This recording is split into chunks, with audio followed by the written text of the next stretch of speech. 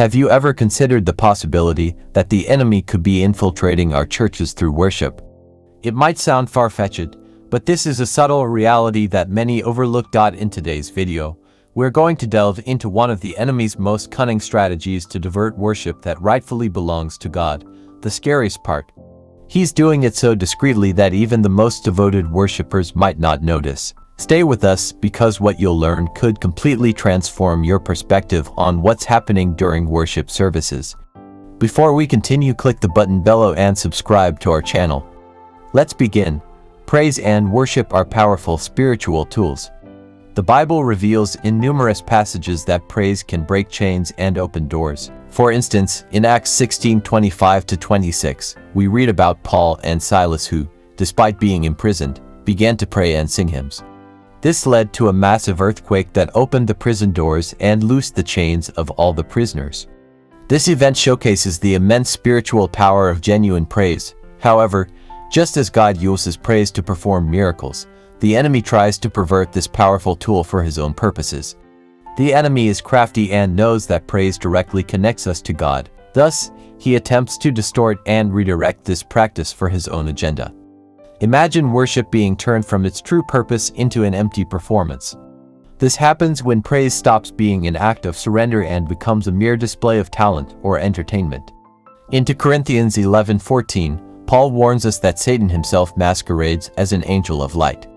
This means he can infiltrate seemingly pious practices like worship to divert the glory meant for God. One way the enemy achieves this is by transforming worship into a spectacle. When the focus shifts from God to the performance, the musician's skill, or the production's sophistication, the true essence of worship is lost. True worship is about exalting God, recognizing His holiness, and completely surrendering to Him. When this is replaced by the desire to impress others or create a show, worship becomes hollow and superficial. To understand this infiltration, we need to go back to the beginning. Lucifer, before his fall, was one of the principal angels responsible for music in heaven. Ezekiel 28:13-15 describes him as being in Eden, adorned with precious stones and with instruments prepared for him on the day he was created. This passage indicates that Lucifer held a special and elevated role in the heavenly hierarchy, directly linked to praise and worship. He was a cherub, which means he had a level of closeness and responsibility before God that few other angels had.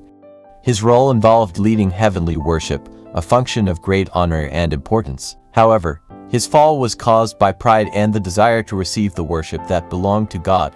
Isaiah 14:12-15 reveals Lucifer's arrogance expressed in his declarations of "I will ascend." He desired to elevate his throne above the stars of God and be like the Most High. This insatiable desire for self-exaltation and worship led to his rebellion against God. Lucifer was not content to be a worship leader. He wanted to be the object of worship.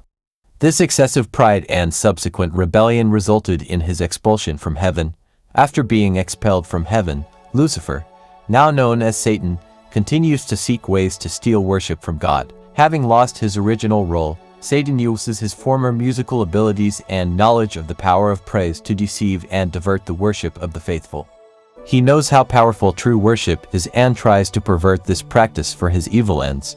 Satan's strategy involves infiltrating worship practices in churches, shifting the focus from God to other things like performance, entertainment, and the exaltation of individuals. This attempt by Satan to divert worship from God is a continuation of his original desire to be worshipped.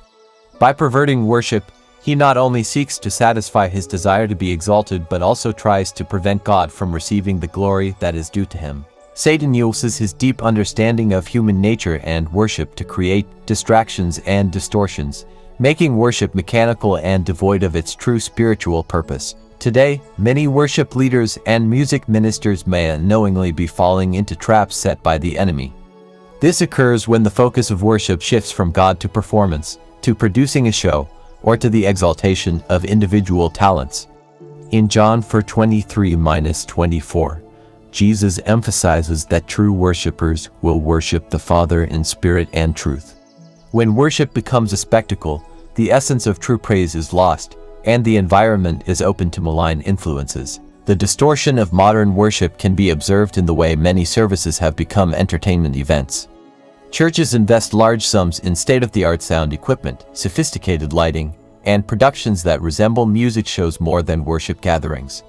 While technical excellence is not negative in itself, the problem arises when these elements begin to overshadow the true purpose of worship, which is to glorify God. The central message can be diluted when the congregation becomes more spectators than participants. Moreover, the content of worship song lyrics often reflects this distortion. Lyrics that should be theologically deep and rich in spiritual meaning become superficial and focused on human emotions. Worship that should exalt God's holiness and sovereignty shifts to emphasizing the personal experiences and feelings of the worshiper. This not only diverts the focus from God but also leads to a misalignment, a lack of understanding of who God is and his character. The quest for popularity and acceptance also contributes to this distortion.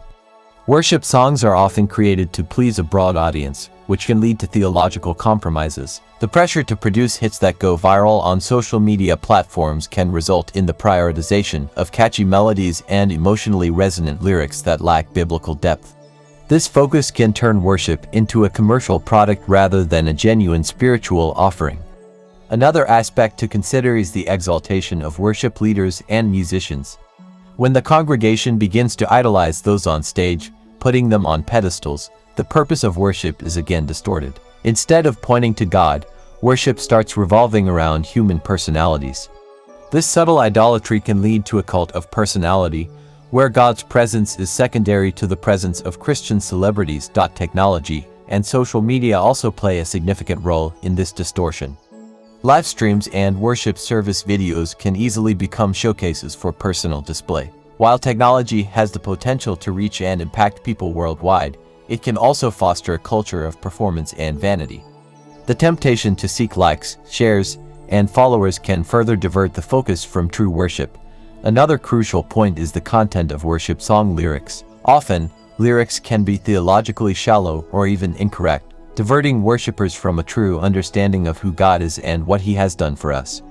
Colossians 3:16 instructs us to let the word of Christ dwell in us richly as we teach and admonish one another with psalms, hymns, and spiritual songs. If the lyrics of the songs do not reflect biblical truth, they can become a tool in the hands of the enemy to divert hearts. The theological depth of worship song lyrics is essential to ensure that worship aligns with the truth of God's word.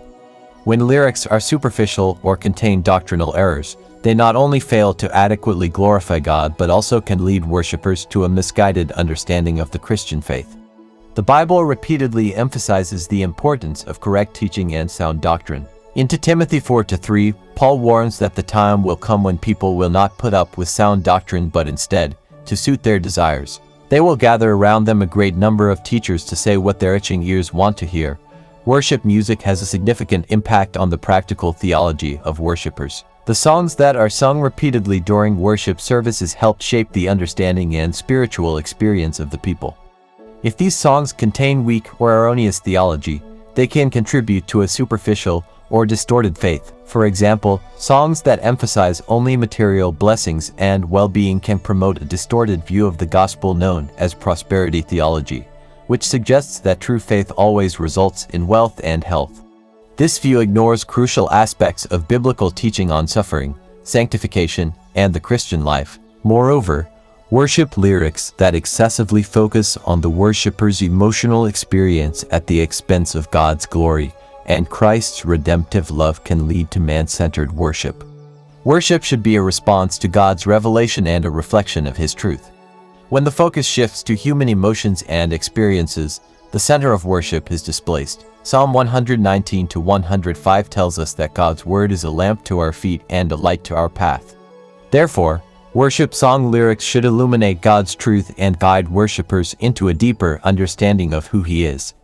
Theological integrity in worship lyrics is also vital for evangelism and discipleship. New believers and those still exploring the Christian faith may form their first impressions of God and the gospel through the songs they hear. Well-grounded, biblically sound lyrics can help teach and reinforce the truth of the gospel, while theologically incorrect lyrics can create misunderstandings and barriers to genuine faith. In Titus 2:1, Paul exhorts to teach what is appropriate to sound doctrine, a principle that should be applied to the content of worship songs. Worship leaders have an enormous responsibility. They are the guardians of worship in the congregation and must be constantly vigilant against any deviation that may occur. James 3:1 reminds us that those who teach will be judged more strictly. Therefore, worship leaders need to be deeply rooted in God's word and committed to true worship. They need to discern and avoid anything that might divert the glory that belongs to God. Worship leaders are not just talented musicians. They are, first and foremost, ministers of the gospel. Their role goes beyond leading.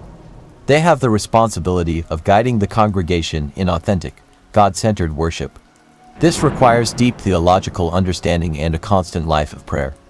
They must be examples of Godly and ESS. Thank you for watching Daily Logos. We inspiring faith and impacting change.